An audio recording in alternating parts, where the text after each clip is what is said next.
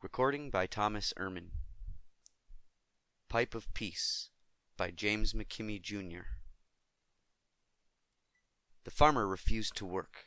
His wife, a short, thin woman with worried eyes, watched him while he sat before the kitchen table. He was thin, too, like his wife, but tall and tough-skinned. His face, with its leather look, was immobile. "Why?" asked his wife. "Good reasons," the farmer said. He poured yellow cream into a cup of coffee. He let the cup sit on the table. "Henry," said the woman, as though she were really speaking to someone else. She walked around the kitchen in quick, aimless bird steps. "My right," said Henry. He lifted his cup, finally tasting. "We'll starve.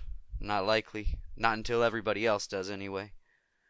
The woman circled the room and came back to her husband. Her eyes winked, and there were lines between them.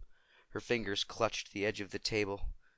"You've gone crazy," she said, as though it were a half-question, a half-pronouncement. The farmer was relaxing now, leaning back in his chair. Might have at that." "Why?" she asked. The farmer turned his coffee cup carefully. "Thing to do is all. Each man in his own turn. This is my turn." The woman watched him for a long time, then she sat down on a chair beside the table. The quick, nervous movement was gone out of her. She sat like a frozen sparrow. The farmer looked up and grinned. "Feels good just to sit here. Does well for the back and the arms. Been working too hard." "Henry," said the woman. The farmer tasted his coffee again. He put the cup on the table and leaned back, tapping his brown fingers. "Just in time, I'd say. Waited any longer, would have done any good. Another few years, farmer wouldn't mean anything." The woman watched him, her eyes frightened, as though he might suddenly gnash his teeth or leap in the air.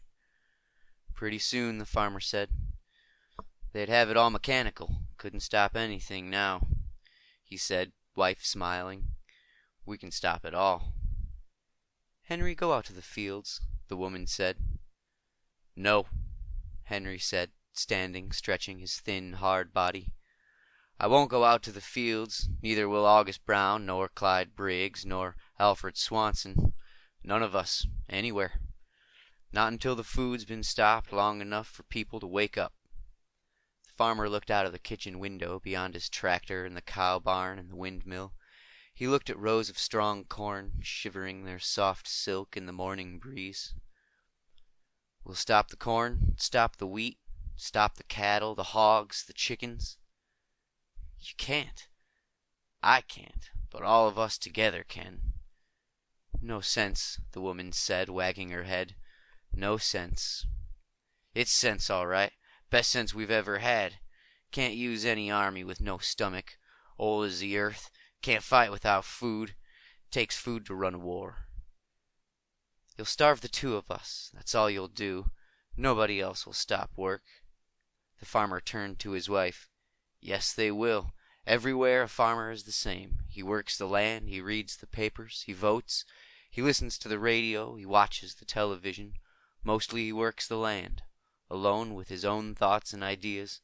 He isn't any different in Maine than he is in Oregon. We've all stopped work. Now, this morning." "Well, how about those across the ocean? Are they stopping too? They're not going to feed up their soldiers to kill us if we don't starve first. They stop too. A farmer's a farmer, like a leaf on a tree. No matter on what tree, what country, on whose land, a leaf is a leaf. A farmer's the same. A farmer's a farmer." "It won't work," the woman said dully. "Yes, it will." "They'll make you work." "How? It's our own property." "Well, they'll take it away from you." "Well, who'll work it then?" The woman rocked in her chair, her mouth quivering. "They'll get somebody." The farmer shook his head.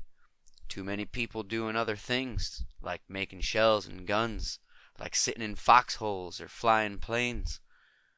The woman sat rocking, her hands together in her lap. "It won't work," she repeated. "It'll work," said the farmer. "Right now it'll work. Yes, we've got milkers and shuckers, and we've got hatchers for the chickens. We got tractors and combines and threshing machines. They're all mechanical, all right, but we don't have mechanical farmers yet. The pumps, the tractors, the milkers don't work by themselves. In time, maybe, but not now. We're still ahead of them at that. It'll work. Go out to the fields, Henry, his wife said, her voice like the sound of a worn phonographic record. Nope, said the farmer, taking a pipe from his overalls. I think instead I'll just sit in the sun and watch the corn. Watch the birds on top of the barn, maybe. I'll fill my pipe and sit there and smoke and watch. When I get sleepy, I'll sleep. After a while, I might go see August Brown or Clyde Briggins or maybe Alfred Swanson. We'll sit and talk about pleasant things, peaceful things. We'll wait. The farmer put the pipe between his teeth and walked to the door. He put on his straw hat, buttoned the sleeves of his blue shirt, and stepped outside. His wife sat at the table, staring at nothing in the room. The farmer walked across the barnyard, listened to the sound of the chickens and the sound of the breeze going through the corn near the barn. He sat upon an old tree stump and filled his pipe with tobacco. He lit the pipe, cupping his hands, and sat there, smoking, the smoke spiraling up into the bright, warm air. He took his pipe from his teeth and looked at it. Pipe of peace, he said, laughing inside himself. The breeze was soft and the sun warm on his back. He sat there, smoking, feeling the quiet of the morning, the peace of the great sky above. He had no time to stand or to take his pipe from his mouth when the two men crossed the yard and lifted him up by the arms. He dropped the pipe while he was dragged past the house to the road beyond. He had no time to yell or scream before his hat was swept from his head, the overalls and the blue shirt stripped from his body. He had not even thought about what it was that had happened before he was thrust inside a white truck with strong steel sides and with grilled windows like those of a cell. He was just sitting there in the truck without his clothes, speeding away with August Brown and Clyde Briggins and Alfred Swanson. Outside, the sun was warm upon the earth. Chickens clucked in their pens while birds fluttered about the top of the barn. A pig squealed. The corn rustled, and beside the farmhouse on the ground lay a pipe, its tobacco spilled, the last of its smoke swirling out of its bowl into the air, disappearing. The woman sat in the kitchen of the farmhouse and turned her head when the door opened. She widened her eyes and caught at her throat with her hand. The sun through the doorway shone down on metallic hands and a metallic face, gleaming on the surface which the straw hat and the overalls and the blue shirt didn't hide. The door snapped shut, and there was the sound of a heavy metal footsteps against the kitchen floor. The woman pressed against her chair. "Who are you?" she screamed. "Henry," said the mechanical thing. End of Pipe of Peace by James McKimmey, Jr. Recording by Thomas Ehrman.